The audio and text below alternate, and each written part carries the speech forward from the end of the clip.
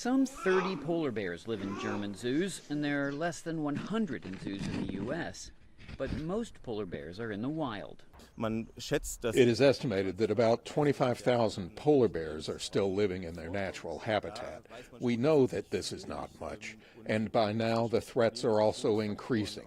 It is not only the ubiquitous climate change, which of course could lead to the vanishing of the basis of life for polar bears, the ice. And Arctic sea ice is declining, by some reports about 10% a decade. Without that ice, bears can't hunt the seals that make up most of their diet. They have to capture at least one seal every 5 to 10 days. That's just to break even.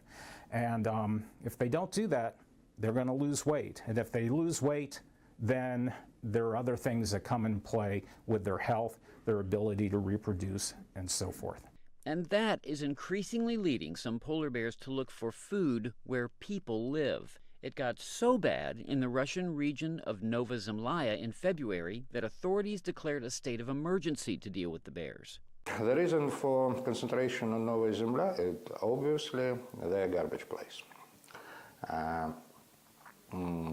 It looks like they put a huge portion of something edible. Some people talk about fish or something like that, and it's attract the polar bear.